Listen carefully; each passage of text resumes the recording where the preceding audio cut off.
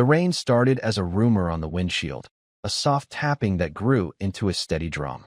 Will kept the wipers low, letting the streetlights smear into slow-moving streaks across the glass.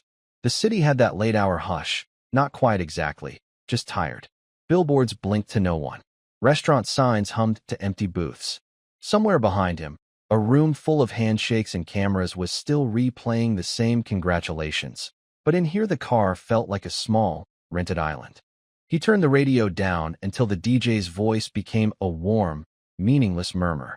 The navigation app kept trying to correct him. Turn left here. Make a U-turn there. As if it knew where a person was supposed to go after a night of being back. He silenced it and let the blue arrow drift without a plan. Headlights a few cars back rose and fell on the wet pavement like distant buoys. He breathed with the wipers. Sweep, pause, sweep. At a red light, he checked the rearview mirror and caught his own eyes before the glass fogged. He looked like a man who'd told a lot of good stories and hadn't finished the one that mattered.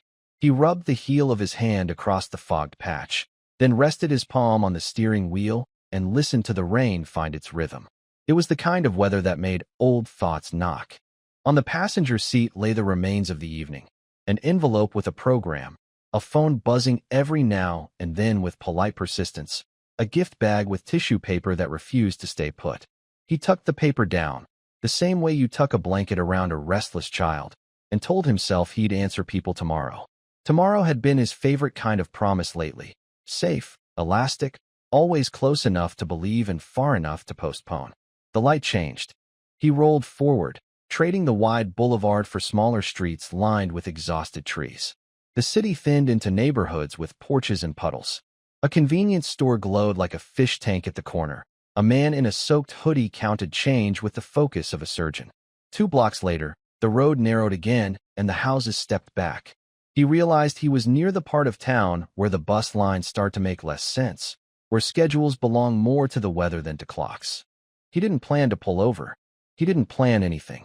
But then he saw the bus stop, a short glass shelter under a crooked street lamp, a rectangle of light in the rain. Inside it, a woman stood with a canvas shopping bag clutched against her ribs, the bag already dark with water where the fabric had soaked through. The bag, more than the woman, caught him. It was the color of old oats, with 2 stitched stripes running down its side. For a split second the pattern flashed like a slide from a projector. The same stripes, smaller hands, a kitchen floor, a boy reaching for a warm loaf that his mother told him not to crush. He passed the stop before the thought finished forming. Something tugged anyway. He braked, glanced in the mirror, no one close, and eased the car against the curb 30 yards ahead. The rain drummed louder now that the engine sat still. He could make out her silhouette through the rear window, shoulders squared against the weather, head tilted as if listening for a bus that was late or a voice that wouldn't come. He told himself all the reasons to keep driving. People mind their own business. A stranger might not want help. Headlines happen when good intentions get photographed. He let each reason arrive and leave like a wave against a pier. The only thing that stayed was the bag in his mind and the way his mother used to hook a thumb through a soft handle, as if carrying groceries and time at once. He put the car in reverse, backed up slowly until he was even with the shelter, then rolled the window down halfway. A thread of cold air slipped in, sharp with rain and wet pavement. "You okay there?" he called, careful to keep his voice steady and ordinary. The kind of voice you could trust or ignore. The woman turned. In the guttered light her face was a map of patient years, the kind that weather makes honest. She didn't step forward. She didn't step back. She just adjusted the bag on her arm like it had a heartbeat of its own. "I'm fine, baby," she said, not unkind. "Bus is just taking its time." He nodded, as if he were the one waiting. The wipers swept. The rain answered. For a few seconds they listened to the same night. "If you want a ride," he said, "I can take you where you're going. No trouble." She studied him the way careful people study doorways, measuring not the shape, but what it might open to. Then her mouth eased into a small, decisive line. "Let me see your hands," she said. He blinked, surprised, but lifted his hands to the window frame. Open, empty, rain catching on the knuckles. "Good," she said.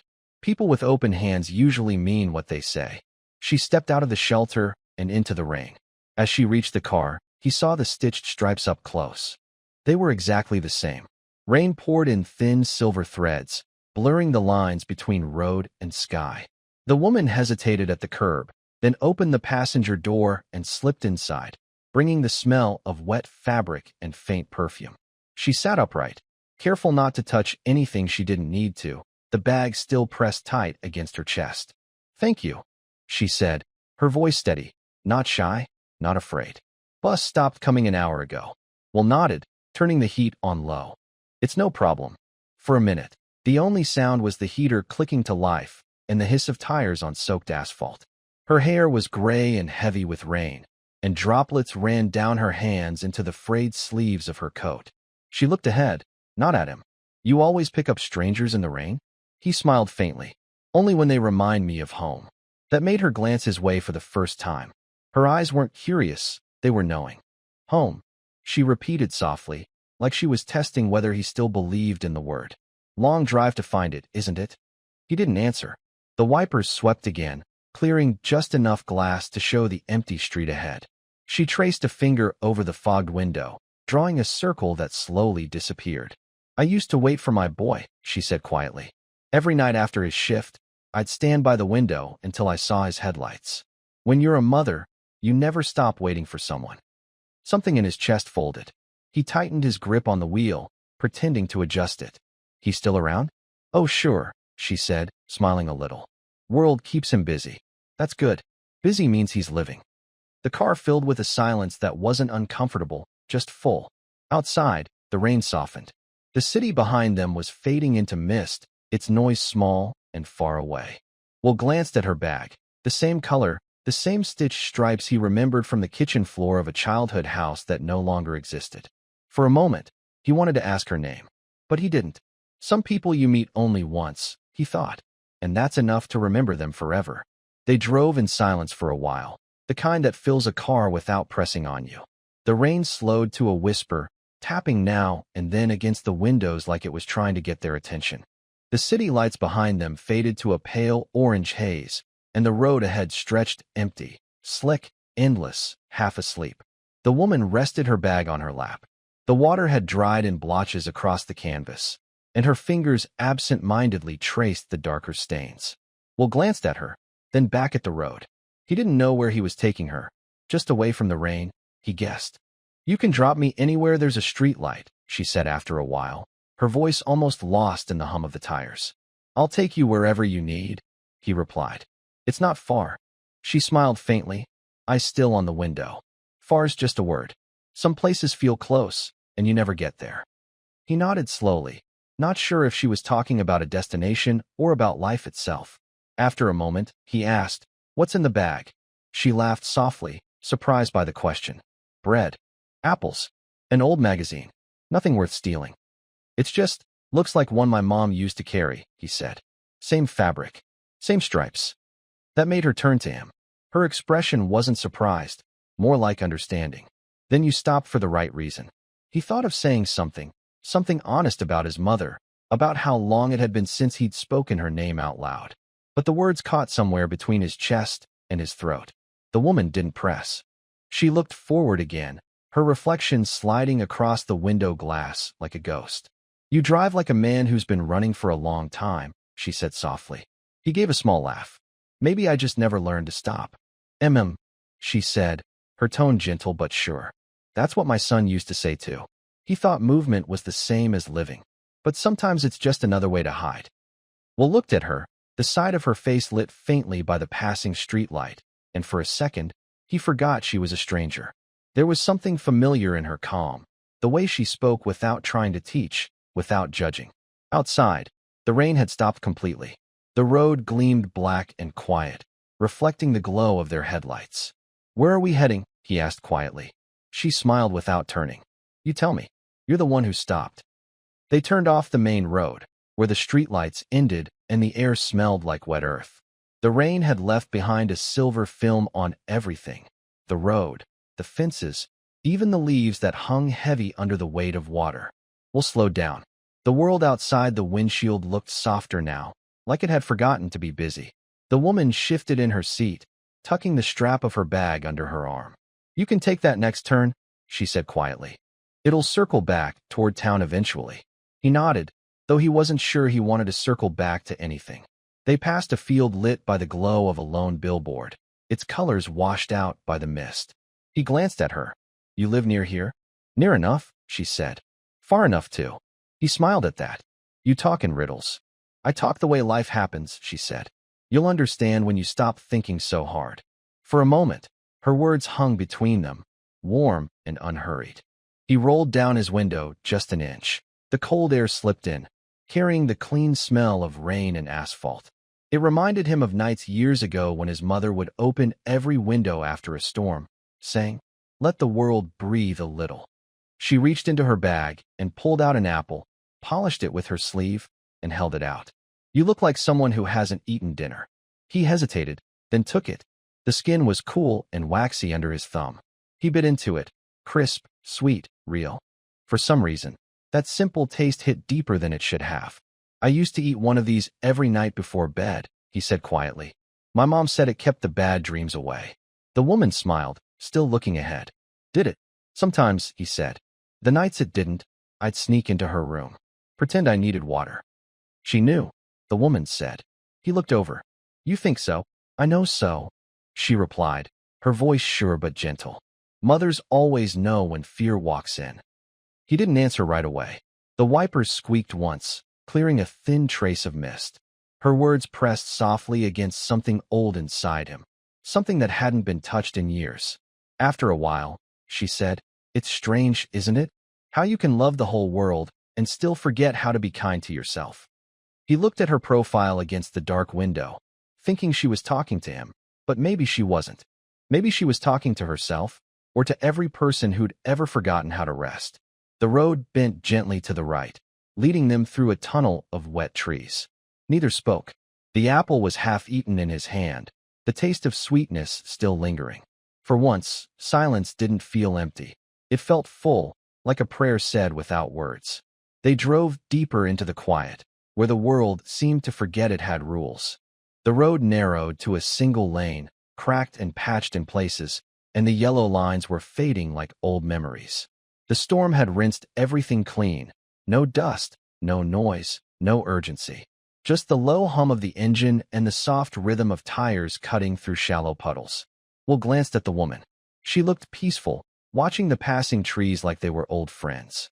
Her hand rested on the bag, still holding it close though there was nothing inside worth stealing.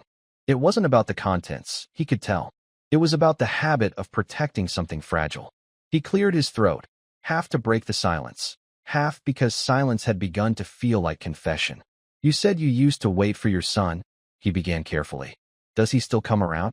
She smiled faintly, but it didn't reach her eyes. No, not really, but I see him sometimes. He frowned. You mean like online? She shook her head.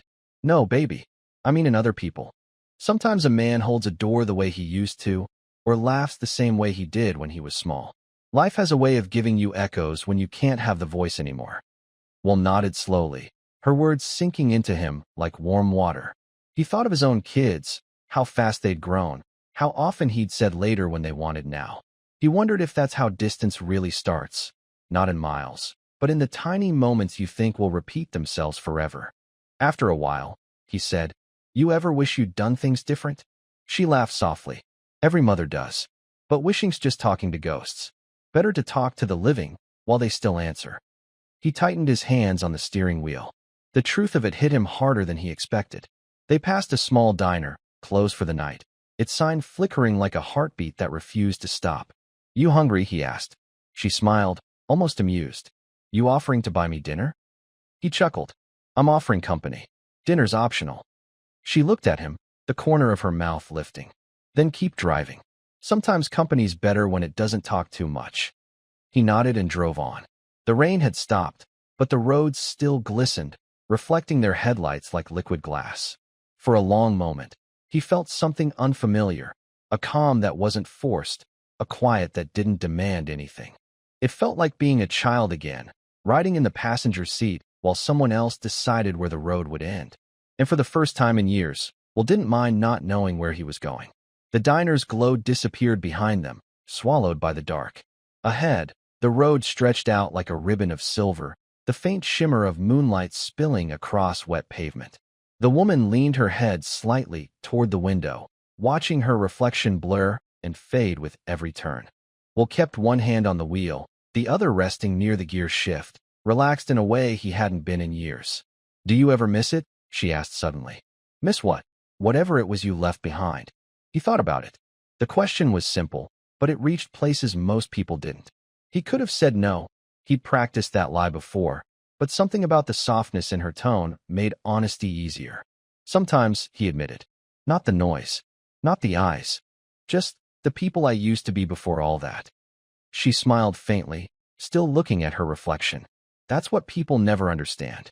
You can lose everything and still have too much to carry." He nodded, letting the words settle.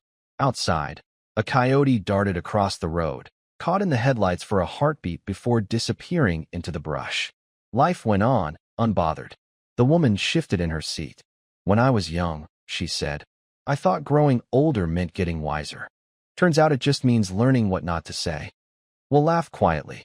"You sound like my grandmother." "Then she was right," she replied, smiling. "We all think we're chasing meaning.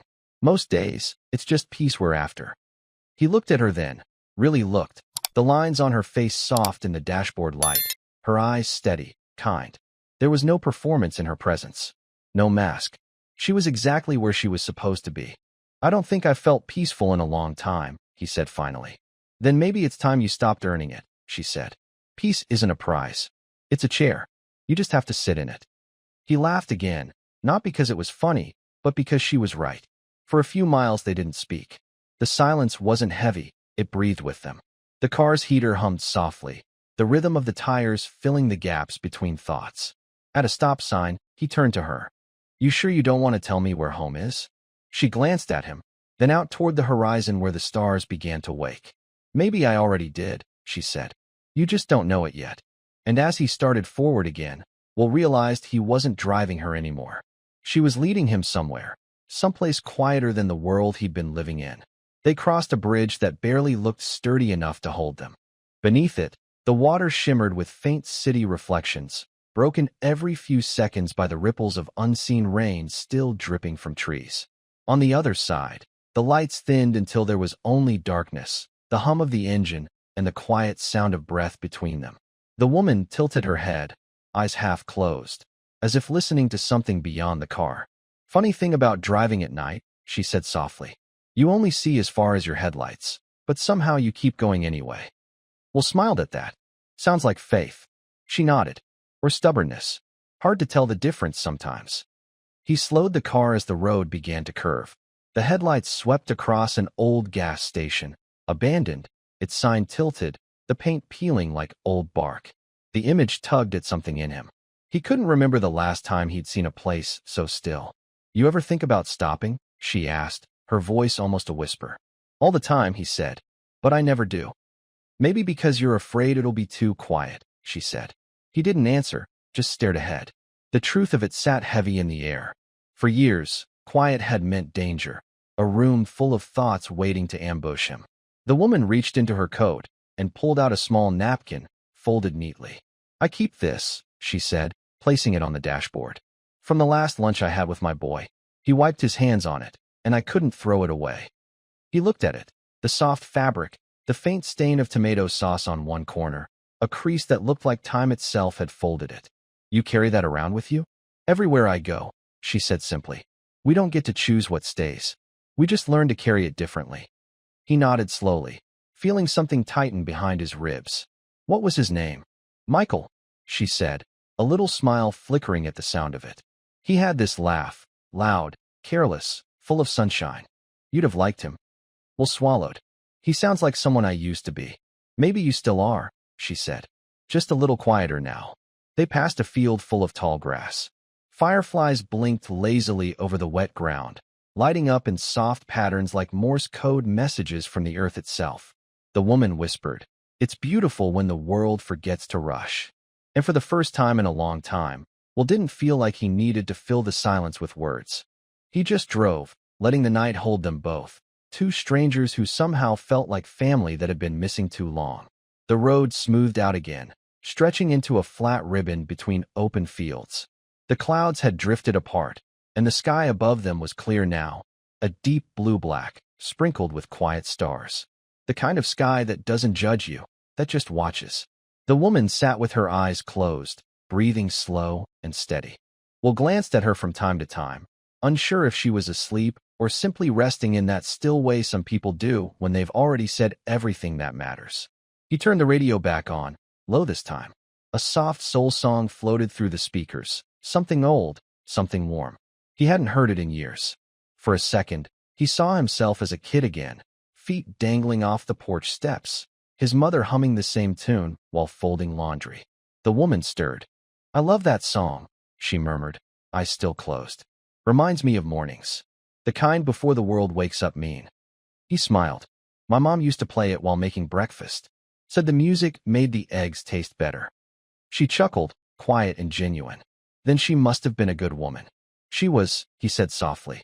"Still is, I guess. I just don't call enough to know." Her eyes opened, slow, deliberate. "Why not?" He kept his gaze on the road. "I don't know. Maybe because I think she doesn't need to hear from me to know I'm okay." "Then you don't understand mothers at all," she said, not unkindly. "We don't need to hear you're okay. We just need to hear you." Her words landed hard, not like a blow, but like a truth that had been waiting too long to be spoken. He gripped the wheel a little tighter, blinking away a sting that wasn't from the air. They drove on. The song ended. Another began, something slower, heavier, the kind of song that made the air feel older. "I think I stopped calling because I didn't want her to hear me tired," he said finally. "Because that's not the version of me she built." The woman smiled gently. "She didn't build you to shine. She built you to live. And living gets messy." For a long moment, he didn't say anything. He just breathed, really breathed, like he hadn't in months. At a red light in the middle of nowhere, the car idled softly. The woman reached into her bag again, pulled out a folded tissue, and wiped the rain off the inside of her window. "Sometimes," she said, "the world only shows you what you can handle seeing. The rest waits until you're ready." He nodded. "And how do you know when you're ready?" She turned to him, her face lined with something ancient and kind. "When you stop asking." The light turned green, though there was no one else for miles. He pressed the gas, slowly, and the car moved forward through the sleeping world. The two of them wrapped in the same fragile peace neither had asked for, but both had needed. They reached the edge of town sometime after midnight. The streets were empty, the shop windows dark, save for a flicker of fluorescent light from a laundromat that never seemed to close. A stray dog trotted along the sidewalk, its reflection gliding beside it in a shallow puddle. Everything looked washed clean by the rain, like the world had hit pause. Will slowed the car near a red brick building with a faded sign that read Café Dawn, open 24 hours. The irony made him smile. "You want some coffee?" he asked, though he wasn't sure if he was offering for her sake or his own. She looked up from her thoughts, as if remembering where she was. "Only if it's bad," she said. "The good kind always keeps me awake." He chuckled and parked under the soft orange glow of a flickering lamp. The sign buzzed faintly, like it was alive but tired. Inside, a lone waitress wiped down the counter, humming under her breath. They took a booth near the window, the leather cracked and cold. The woman wrapped her hands around the mug once it came. No sugar, no cream. Just black. The steam fogged her glasses a little. "Feels nice," she said. "Most things worth having are simple like this." Will stirred his coffee, even though he didn't plan to drink it. "You always travel alone?" "Always," she said. "Easier to hear your own thoughts that way." He smiled faintly. "Mine get loud when I'm alone. Then they're asking to be heard." She looked at him, her eyes kind but sharp. "You can't drown what you don't face, sweetheart. It just learns to swim." He let out a breath that sounded too close to a laugh. "You should have been a therapist." She shrugged. "Too much talking. Not enough listening." For a while they sat without speaking, the quiet hum of the diner filling the space between them. Outside, a truck rolled past, its headlights spilling gold across the wet street. Then she said, almost to herself, "You know, every time it rains like this, I remember the last time my son came home. He forgot his umbrella, and I told him I'd meet him halfway with mine. I never did.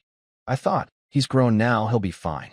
She paused, her thumb tracing the rim of the mug. "That was the night he left for good." Will looked at her, words caught in his throat. "I'm sorry," he said quietly. She smiled gently. Don't be. I learned something that night.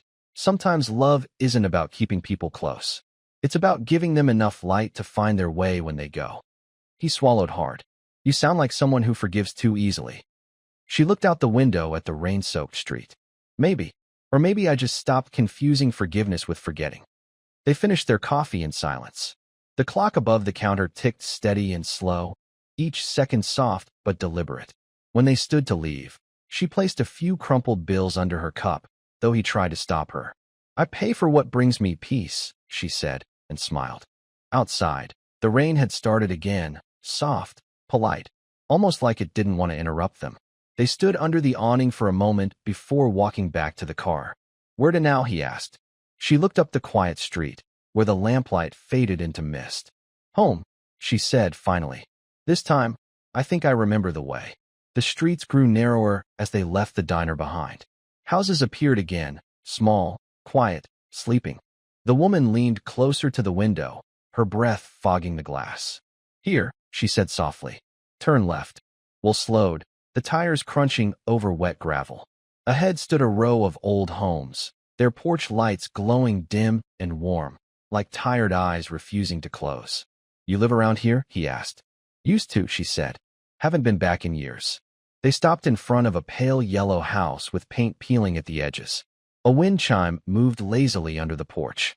She smiled faintly. My mother planted that tree, she whispered. I thought it'd be gone by now. He turned off the engine. You want me to wait? She shook her head. No need. You've already done the waiting for me. She placed her hand gently on his arm. Light, steady, grateful. Thank you for stopping tonight. You didn't have to. He smiled. I think I did. She opened the door, stepping into the drizzle. The porch light flickered as she climbed the steps. At the door, she turned and waved, the kind of wave that meant more than goodbye. Then she went inside, and the house swallowed the light.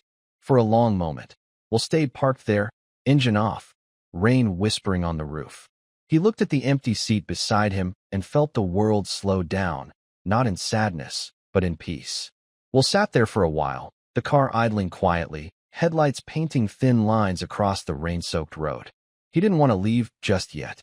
Something about that house, the stillness, the way the porch light kept flickering like it was remembering her, made him feel like he was part of a story that hadn't finished yet. He glanced toward the window. The curtains were drawn, but through a narrow gap, he saw her silhouette moving slowly inside, setting the bag down, maybe making tea. Ordinary gestures, yet they felt sacred somehow. He thought about all the nights he'd come home to someone waiting, and all the nights when no one had. His phone buzzed. A name flashed on the screen, someone from the world he'd driven away from earlier. He stared at it for a few seconds, then turned it face down. The rain grew lighter, the air clearer, the silence deeper. He looked at the passenger seat, where a few drops of water still glistened on the leather, where she had sat, calm and real and unbothered by who he was. On the floor lay something small and pale. He bent down and picked it up, an apple, bruised from the drive, smelling faintly of sweetness and rain. He smiled, holding it in his palm. It was the same as before, simple, ordinary, full of memory. He could almost hear her voice again. Peace isn't a prize. It's a chair. You just have to sit in it. He leaned back, closed his eyes for a moment, and let out a slow breath. Maybe that's what this night had been. Not a chance meeting, but a reminder to stop running, to just sit. When he finally started the car, he didn't look at the GPS. He didn't need it. For the first time in a long time, he wasn't in a hurry to get anywhere. By the time he reached the end of the street, the rain had stopped completely. The sky had opened, soft gray giving way to the faintest streaks of dawn. He rolled the window down, letting the cold morning air wash through the car. It smelled of wet grass and beginnings. In the rearview mirror, the yellow house was barely visible now. Tucked between trees, the porch light finally gone dark. But he could still feel her presence. Not the woman herself, but the quiet she'd left behind. The kind that stays. At the next intersection, he stopped. No cars. No sound but a bird somewhere, trying out its first song. He looked at the apple beside him on the seat. It caught the early light, glowing softly, like a small promise.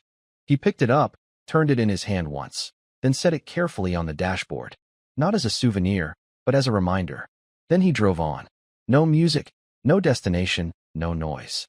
Just the road breathing beneath the tires, the sky widening above him, and a calm that finally felt earned. For the first time in years, Will wasn't chasing peace. He was carrying it.